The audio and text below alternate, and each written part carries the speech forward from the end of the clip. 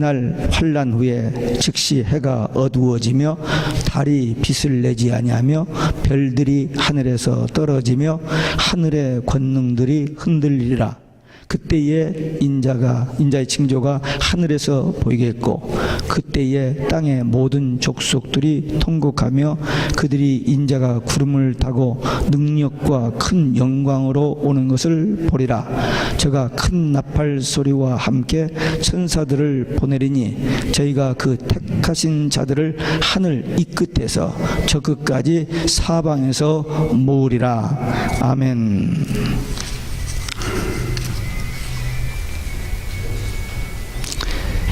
할렐루야. 오직 예수 마라나타. 오늘도 하나님의 집에 나와 예배하는 여러분들에게 우리 아버지 하나님의 은혜와 평강이 넘치시길 주 예수 그리스도의 이름으로 축원합니다. 예수님께서 마태복음 24장에서 대환란의 시작 중간까지 일어날 여러 가지 종말의 징조에 대해서 말씀을 하십니다. 오늘 본문은 그 환란 후반부에 어떤 징조들이 있을 것인가에 대한 말씀하십니다. 매일매일 그 삶에 피곤하고 지친 우리들, 그리고 계속 세상에 돌아가는 그 어두운 소식들을 접한 우리들이 상당히 많이 피곤한 상태입니다. 그런데 교회에 와서도 계속 요즘 이 환란 이렇게 어려운 얘기들을 들으니까 참 여러분들이 피곤하게 느낄는지 모릅니다. 그러나 한번 상황을 생각해 봅시다. 지금 이 본문 말씀, 지금 이 마태복음 24장은 예수님의 사역 마무리 끝부분입니다. 23장까지는 다른 일반 대중에게 이런저런 말씀도 전하고 병자도 고쳐주고 또 기적도 행하시고 참 좋은 일을 많이 하셨고, 끝부분에 가서 예루살렘에 올라오셨을 때에 이 종교 지도자들이 정면 도전을 하니까 그들의 질문 답변하시고 난 다음에, 이제 다 끝난 다음에 제자들만 데리고 특별히 마지막으로 될 일에 대한 비밀을 가르쳐주는 내용입니다. 근데 종말의 내용이라는 게 다 힘들고 어려운 사건들이잖아요.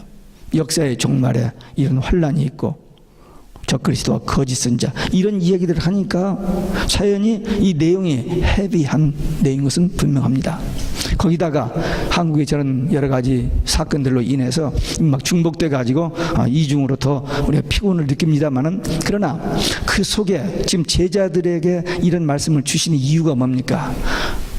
이러한 상황을 대비해서 기도하고 이 복음을 땅끝까지 전해서 한 영혼이라도 더 구원받게 하는 그런 목적에서 이 하나님의 비밀을 가르쳐주는 내용이거든요. 그러니까 비록 우리가 좀 힘이 들고 좀 듣기 힘들다 할지라도, 그리고 더군다나 제가 이 설교를 제가 하고 싶은 얘기가 있어가지고 저쪽에서 뽑아오고 여기서 뽑아오고 그렇게 하는 게 아니고, 그래서 저는 한번 책을 시작하면 1장부터 마지막 장까지 하잖아요. 근데 happen to be 이 마태복음 22장, 23장, 24장 이 부분을 요 몇 개월 동안 하고 있기 때문에 자연히 여러분들이 지금 집중적으로 그 말을 듣는데 이해하시고, 그 대신 오늘 말씀 마지막에 무서운 이제 환란, 1000개 이상의 이런 무서운 환란이 있다고 하는데 주님이 오신다는 거예요. 이 말씀을 통해서 우리에게 주시는 위로, 그리고 이 믿음과 소망 가지고 승리하는 우리 모두 되시기를 주 예수 그리스도의 이름으로 축원합니다. 첫 번째, 1000개의 징조입니다. 29절에 보니까 그날 환란 후에 즉시 해가 어두워지며 달이 빛을 내지 아니하며 별들이 하늘에서 떨어지며 하늘의 권능들이 흔들리리라. 분명 오늘 본문 말씀은 또 하나의 분명한 예언, 종말에 1000개 이상이 있을 것을 말씀하고 있습니다. 과학이 발달하기 전에는 천체가 어떻게 돌아가는 거 대충 짐작으로 했지 잘 몰랐습니다만, 오늘날은 과학이 아주 많이 발달돼 가지고 천체에 되어지는 일들이 많이 우리들에게 상식적으로 이렇게 전해지고 있습니다. 마지막 때, 대환란 때에 해가 빛을 발하지 못하고 달에 빛이 없으며 별들이 하늘에서 떨어지는 거, 이거 누가 믿을 수 있습니까? 이 말을. 이건 보통 논리와 이성으로는 있을 수 없는 일입니다. 만약에 하늘에서 별이 떨어지면 어떻게 될까요? 이 지구는 날아가 버립니다. 왜? 지구는 작습니다. 별은 지구보다 훨씬 커요. 근데 우리 부딪혀서 떨어진다. 그러면 끝나는 거죠. 근데 왜 이런 말씀을 미리 하셨을까? 거긴 답이 있기 때문에 피할 길이 있고 생명의 길이 있고 구원의 길이 있다는 것을 말씀하시기 위해서 이 말씀을 하신 것입니다. 창세기 1장에 보면 1장 18절에 보면 하나님께서 넷째 날에 해, 달, 별을 창조하시고 보시기에 심히 좋았더라 그러셨습니다. 그런데 하나님께서 그 잘 지으신 이 천지 창조를 왜 파괴하신다는 거예요? 하나님께서 아담과 하와를 하나님의 형상으로 지음받고 하나님과 가장 가깝게 대화할 수 있는, 교제할 수 있는 인격적인 존재로 창조하시고 모든 에덴 동산에 필요한 것 좋은 걸 다 주시면서 이 내 것이다, 네가 다스려라, 그렇게 주셨어요. 그런데 딱 한 가지, 선악과만은 먹지 말라. 이게 하나님과의 관계, 계약입니다. 근데 그 말을 듣고 알고 있으면서도 마귀가 먹어도 된다 그런 거짓말에 속아가지고 말씀을 어김으로 인해서 그 낙원을 상실해 버렸습니다. 근데 하나님은 사랑이시기 때문에 다시 인간을 구원할 길, 메시아 그리스도를 통해서 구원하실 것을 최초의 구원 언약을 창세기 3장 15절에 주셨던 거예요. 이 인간의 타락으로 인해서 점점 이 자연계도 변질되고 타락되었습니다. 그래서 주님이 재림하실 때에 이 천지 만물을 새롭게 갱신하십니다. 그래서 그 갱신하기 위한 그 과정으로 이런 일들이 다 일어날 것을 미리 말씀하십니다. 별들이 하늘에서 떨어진다. 만약에 이런 일이 있다면 어떻게 될 것인지 믿어지지 않는 사실이지만 이건 하나님이 하신 말씀이고 하나님께서 반드시 될 일, 이렇게 하실 일로 우리에게 주신 말씀입니다. 인류에게 놀라운 충격과 두려움이 드는 말씀입니다. 그러나 만물을 새롭게 하시려고 하시는 하나님의 그 뜻과 계획 속에서, 주권적인 계획 속에서 반드시 거쳐야 할 과정입니다. 그렇기 때문에 우리 믿는 성도들에게는 위로가 되는 거예요. 이런 말씀이 큰일 났다, 그게 아니고 그 과정일 뿐이고 그 다음이 중요하죠. 그래서 계시록 21장 1절에 보니까 요한이 내가 새 하늘과 새 땅을 보니 그랬어요. 지금 예수님께서 마태복음 24장에서 이제 이런 말씀을 하셨는데 한 7, 80년 후에 반모섬에서 요한이 받은 계시를 통해서 우리에게 주신 말씀은 요한이 그 새하늘과 새 땅을 보니 그랬고, 22장 5절에 보면 다시 밤이 없겠고 등불과 햇빛이 쓸데없으니 이는 주 하나님이 저희에게 비추심이라. 하나님의 영광의 광채가 너무너무 밝기 때문에 해, 달, 별의 발광체가 필요 없는 천국, 거기서 하나님과 우리가 영원히 동거한다는 것입니다. 이건 하나님의 약속의 말씀이기 때문에 반드시 성취될 일입니다. 우리는 이 부분, 환란이 있고 천체계 이상이 있고 이 부분도 부분이지만 이 과정 후에 이루어질 에덴 동산의 회복, 낙원의 회복, 천국, 이게 우리에게 주시는 영원한 복음입니다. 그런데 우리는 이 복음을 믿기 때문에 이 과정에 대해서 그렇게 두려워할 필요가 없습니다. 왜? 그 과정에서 우리를 분명히 보호하신다고 약속하셨기 때문입니다. 하늘의 권능들이 흔들리리라. 이 말은 하늘의 운행 질서가 흔들리게 된다는 그런 말입니다. 지금까지 이 우주계는 하나님의 절대 능력으로 창조하신 세계이기 때문에 질서 있게, 조화 있게 잘 운행됐습니다. 서로 모순되거나 서로 부딪히거나 하는 일 없이 잘 됐어요. 지구는 스스로 자전하고 해 주위를 공전하면서 지금까지 잘 왔고, 그 셀 수 없는 별의 수가 얼마나 많은지 모릅니다. 셀 수가 없어요. 그 많은 별들이 다 회전하면서 움직이는데도 아무 사고 없이 지금까지 잘 되어 왔어요. 그런데 만일 이 천체계의 별 중 하나가 지구에 떨어진다면 어떻게 될까? 상상할 수 없죠.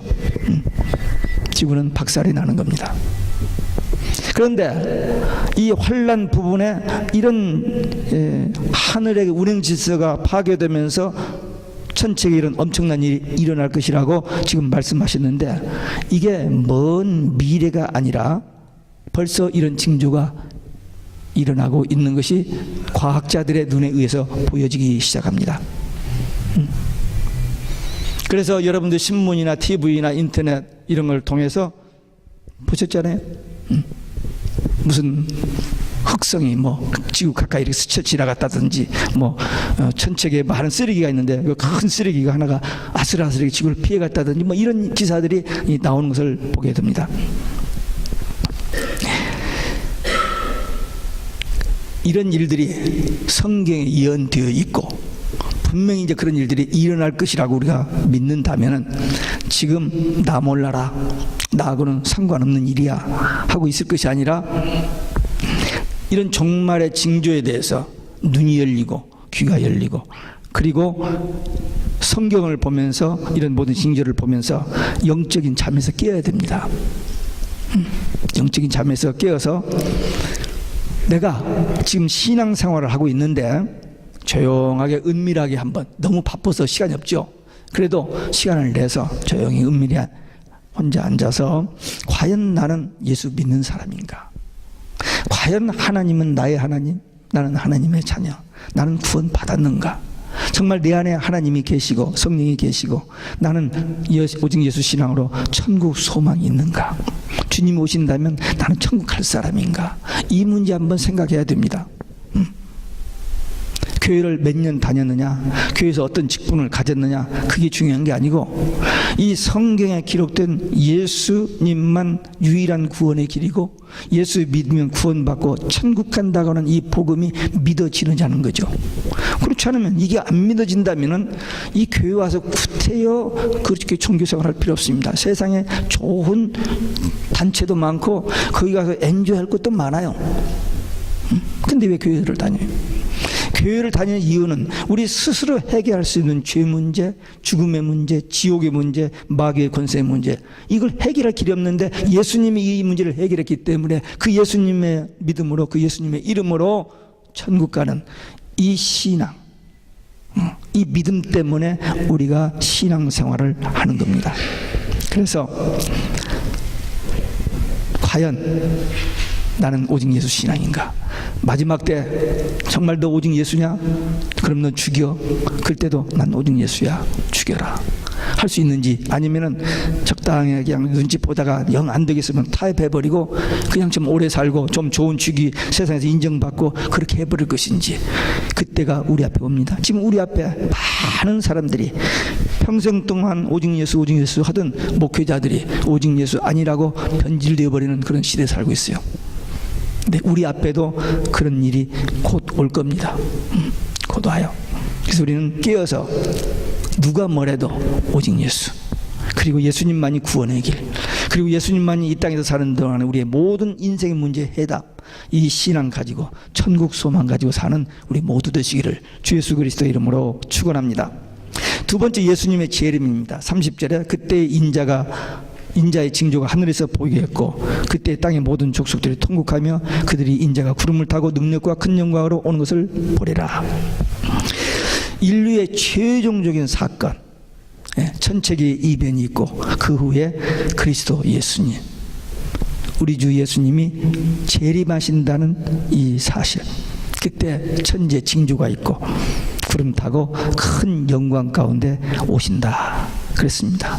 이 구름을 타고 오신다, 이것은 예수님의 자가용이 구름이 아니고 구름에 쌓여 영광 가운데 오신다, 그런 의미입니다. 구약에서 시인의 산에서 하나님께서 이스라엘 백성들에게 언약을 주실 때에, 십계명을 주실 때 그 산에 하나님이 임재하셨는데 구름이 있었습니다. 그리고 성막을 짓고 이동할 때마다 구름으로 하나님의 임재를 그 백성들에게 시각적으로 보여주셨어요. 우리 육의 눈으로 하나님은 볼 수 없고 지금 안 보이지만 하나님이 우리와 함께 계신다는 것을 보여주셨습니다. 그리고 무엇보다도 예수님께서 십자가에 죽으셨다가 부활하신 후 승천하실 때에 사도행전 1장의 9절부터 11절에 보니까 구름에 쌓여서 예수님이 하늘로 이렇게 올라가시는 거예요. 그때 두 천사가 이스라엘 백성들아, 너희가 본 이 예수는 다시 이대로 오시리라. 너희가 가심을 본 그대로 다시 오시리라. 그래서 예수님이 다시 오실 때는 구름 타고 구름 가운데 오실 것이라, 그 예언이 성취될 것이기 때문에 그렇게 우리가 믿는 겁니다. 계시록 1장 7절에도 보면 재림하실 예수님의 모습을 요한이 밤모섬에서 기도하다가 성령의 감동에 하나님 보좌 우편에 가서 보고 들은 것을 기록하여 전해주는데, 계시록 1장 7절에 볼지어다 그가 구름 타고 오시리라. 각인의 눈이 그를 보겠고 그를 찌른 자들도 볼 터이요 그랬어요. 그게 분명히 예수님이 다시 오실 때 세상 모든 사람들이 볼 수 있게 오신다는 거예요. 아니 저쪽 어디서 오는데 여기서 어떻게 보느냐? 예, 세상이 달라졌잖아요. 예수님 초림하실 때는 아무도 모르게 그냥 몇 사람, 그것도 베들레헴에서 목치는 목동들이 천사의 지시를 받고 가서 보았어요. 멀리 동방에서 온 박사들이 인도를 받고 가서 보았습니다. 근데 마지막 때는 온 세상 사람이 동시에 볼 수 있어요. 월드컵 때 세상 사람이 동시에 다 보잖아요. 세상이 그렇게 됐어요. 꼭 그렇게 사람들이 만든 인터넷을 통해서 본다는 게 아니고 하나님의 어떤 절대적인 능력으로 믿는 자들에게 그 하나님 주님 다시 오시는 것을 볼 수 있는 그런 영의 세계를 열어주시든지 하여튼 보게 하여 주신다고 했으니까 우리는 볼 것을 믿습니다. 대환란, 성도의 고난, 핍박, 참 인간 여러분 초라하게 불쌍하게 끝나는가 보다 하지만 우리 빛볼 날이 있습니다. 아멘. 주님 오실 때 우리는 그 주님을 맞이할 수 있는 사람들이니까 빛볼 날이 우리에게 분명히 있다. 그렇게 신앙생활 하시기 바랍니다. 세상 사람들은 통곡하게 된다는 것입니다. 우리는 기쁨으로 주님을 맞는데 저들은 예수님이 오시는 것을 보고 통곡하게 된다. 우리 믿는 성도들은 이제 그 환난을 이렇게 통과하다가 결정적인 순간, 더 이상 우리가 받을 수 없는 그 환난이 5번째 나팔, 6번째 나팔입니다. 4번째 나팔까지는 우리가 그냥 믿음 가지고 인내하면 견딜 수 있는 환난인데 5번째, 6번째 나팔은 우리가 감당할 수가 없어요. 그때 하나님께서 참 예배자들, 오직 예수 신앙 가지고 바른 신앙생활하는 사람들을 독수리의 날개로 예비처에다가 보호해 주신다고 약속이 됐어요. 그러니까 우리는 그 보호를 받습니다. 그러다가 주님이 재림하시면 죽은 사람은 부활체로, 살아있는 사람은 변화체가 돼서 공중에서 주님을 맞게 됩니다. 반면에 공중에 올라가지 못한 사람들, 불신자들, 믿지 않았던 사람들, 그들은 통곡하게 될 것이라는 것입니다. 그렇게 큰 소리치고 그렇게 위세당당하고 모든 것을 누렸던 대단한 사람들, 그들이 껄껄하고 애통하는 때가 온다라고 이 성경이 이렇게 되는 이대로 될 겁니다. 만약에 이대로 안 되면 우리는 정말 불행한 사람들과 억울한 사람이 됩니다. 이대로 된다면 우리는 믿음 하나 때문에 우리에게 정말 영광스러운 그날이 오게 되는 것입니다. 본문은 역사의 종말, 마지막 대환란 때 반드시 될 일, 반드시 될 일, 예수 그리스도의 재림에 대한 말씀입니다. 오직 예수 신앙의 사람들에게 신랑으로 오시는 예수님, 그 신랑을 맞는 신부들의 그 기쁨은 어떠할까요? 표현할 길이 없습니다. 이 지구상에 사는 모든 인간들에게 물론 결혼식 때 긴장 속에서 그냥 억지로 막 되는 그 결혼식에는 참 텐션이 있지만 일반적으로 결혼식은 최고로 즐거운, 본인들뿐만 아니라 그 가족들과 그 친구들이 다 기뻐하는 축제 중의 축제입니다. 그런데 우리 믿는 성도들에게 주님이 재림하시게 되면 이러한 영광스러운 축복의 날이 우리에게 온다는 것입니다. 그러니까 우리는 기뻐하고 즐거워하지만 이게 없는 사람들은, 이걸 믿지 않는 사람들은, 그때 가서 껄껄하면서 슬피 우는 사람들은 이 신앙이 없었던 사람입니다. 이게 복음의 양면이에요. 누구든지 예수 믿으면 구원받고 영생 얻는데 믿지 않는 자는 심판받고 멸망받는다. 그게 성경의 복음의 양면성이에요. 주님이 오신다, 역사의 종말에 혼란이 있고 주님 오신다, 이거 믿는 자들에게는 복음이지만, 영원한 복음이지만 믿지 않는 자들은 영원한 저주입니다. 안 왔으면. 근데 우리는 그날이 속히 왔으면, 그래서 마라나타, 아멘 주 예수여 오시옵소서 하루에도 몇 번씩, 하루에도 오직 예수 마라나타 몇 번씩 합니까 여러분들? 수도 없이 하죠. 예. 저는 인사를 안 받으니까 안녕하세요, 안녕히 가세요 이런 인사는 전 거의 하지 않습니다. 전화를 받아도 전화를 해도 편지를 써도 이메일을 보내도 문자 메시지를 보내도 오직 예수로 시작하지. 예. 그동안 평안하시고 안녕하시고 기체 위랑망하고 이런 건 저는 전혀 없으니까. 예. 오직 예수. 오직 예수. 그리고 우리가 믿고 전할 복음은 영원한 복음. 이 오직 예수 영원한 복음. 예. 어쩌다가 책을 2권을 썼는데 책 이름이 2권이 그렇게 됐어요. 오직 예수 영원한 복음. 제 신앙 고백이 되어버린 거예요. 그래서 요즘 가만히 생각해보면 너무너무 감사해요. 예.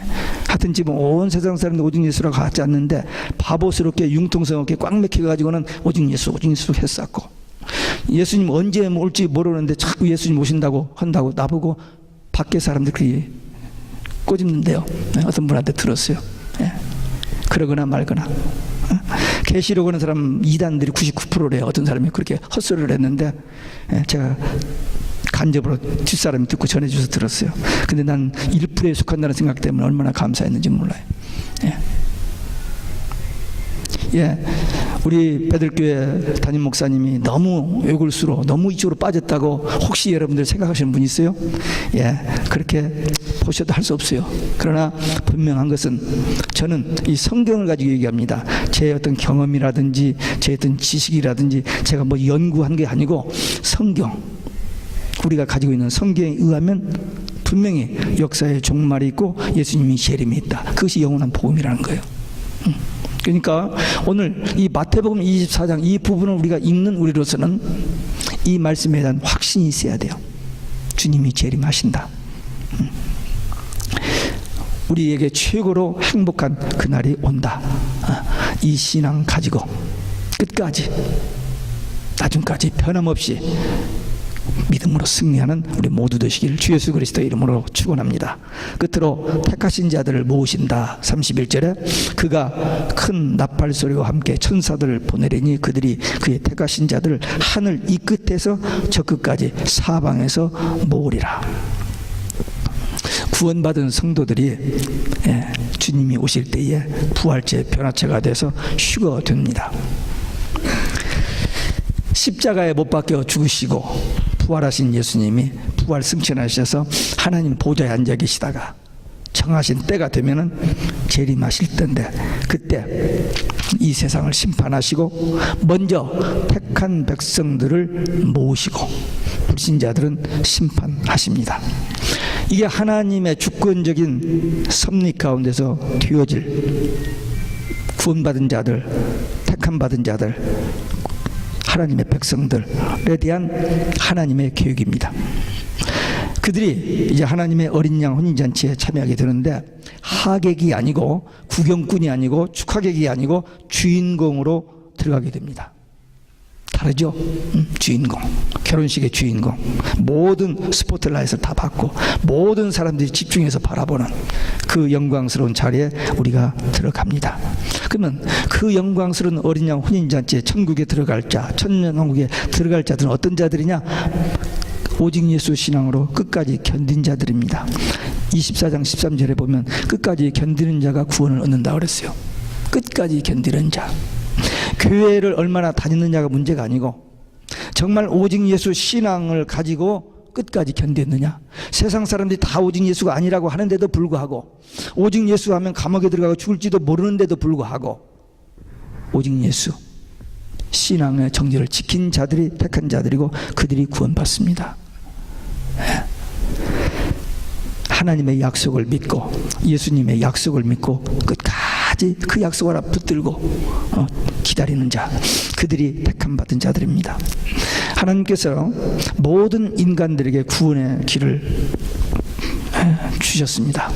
누구든지 예수 믿으면 구원받는다. 그게 모든 사람이 주신 거예요. 초청을 한 겁니다. 그런데 그리고 모든 민족에게 복음이 전파된 뒤에 끝이 오리라고 하셨잖아요. 그러니까 모든 사람들이 일단 복음을 듣고 믿고 안 믿고는 그들의 선택이고 그 복음이 전파된 뒤에 주님이 오신다고 그랬어요. 근데 그 복음이 온 세상에 다 전파됐습니다. 이 지구상에. 아직도 미전도 종족에 안 들어갔다고 하는데 국가적으로 보면 다 들어갔어요. 복음이 안 들어간 나라가 없습니다. 다 들어갔어요. 그러니까 그 예언의 성취되어지고 또 이러이러한 징조들이 일어나면 인자가 문 앞에 곧 가까이 이른 줄 알라 했는데 그 징조들도 다 이루어졌고, 이제 이 말씀을 듣고 믿는 자들, 그들이 택한 받은 자들입니다. 이 어린 양 혼인잔치에 들어간다는 말을 아까 썼습니다마는 우리가 그 영광스러운 자리를 그렇게 표현한 겁니다. 가장 좋은 곳.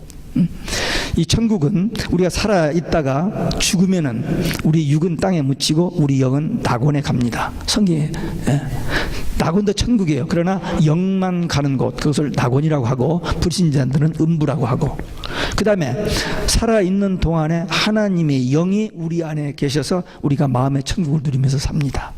주님 모신 가정, 주님 모신 교회, 마음의 천국, 가정의 천국, 교회의 천국 되어 삽니다. 그러다가 주님이 오시면은 죽은 자는 부활체가 되고 살아있는 자는 변화체가 되어서 공중에서 주님을 맞게 됩니다.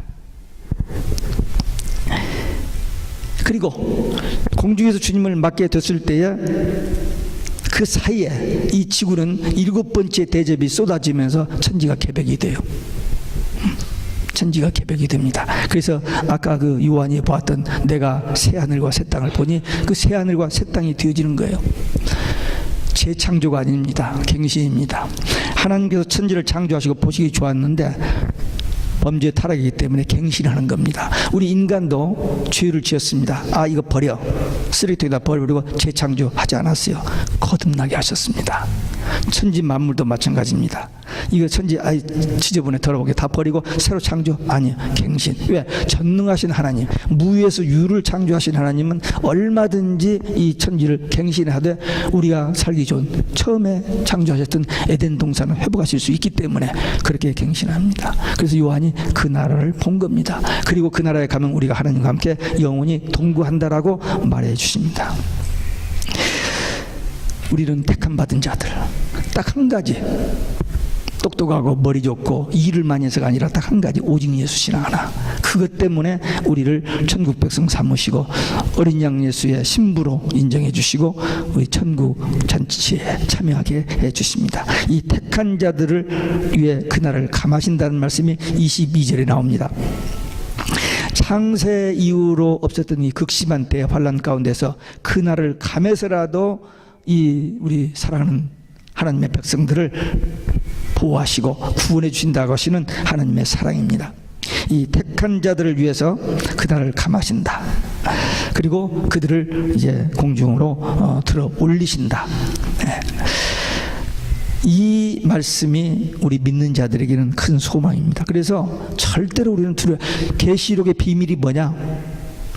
참종과 참교회, 거짓종과 거짓교회인데 하나님을 바로 믿는 자들은 보호하시고 승리하게 해주신다는 게 계시록의 비밀입니다. 우리는 그 비밀을 아는 자들이기 때문에 환난은 과정일 뿐이고 계시록이 영원한 복음이란 이유는 주님이 재림하시고 주님과 함께 우리가 어린 양 혼인잔치에 들어간다는 것이 복음 중의 복음, 영원한 복음입니다. 이제 역사의 종말, 대환난, 이런 것들에 대해서 되어질 일이니까 거기에 대한 믿음과 확신을 가지고 소망을 가지고 준비하고 대비해야 됩니다. 그러면서 이 믿음 하나 때문에, 오직 예수 신앙 하나 때문에 다시 오실 주님을 어떤 핍박과 고난 가운데서도 끝까지 견디고 이겨서 영광스러운 자리에 들어가는 우리 모두 되시기를 주 예수 그리스도의 이름으로 축원합니다. 기도하시겠습니다. 오늘 우리에게 주신 말씀, 마지막 환난 후반부에 천지에 놀라운 변화가 일어나고 그 다음 주님이 재림하시게 될 때 우리는 오직 예수 신앙 하나 때문에 구원받고 하나님 나라에 가게 된다는, 그러니 나는 내 마음속에 분명히 이 오직 예수의 신앙이 있는지, 천국에 대한 소망이 있는지 우리 자신을 점검하는 결단하는 기도 함께 드리시겠습니다. 거룩하시고 자비로우신 우리 아버지 하나님, 감사합니다.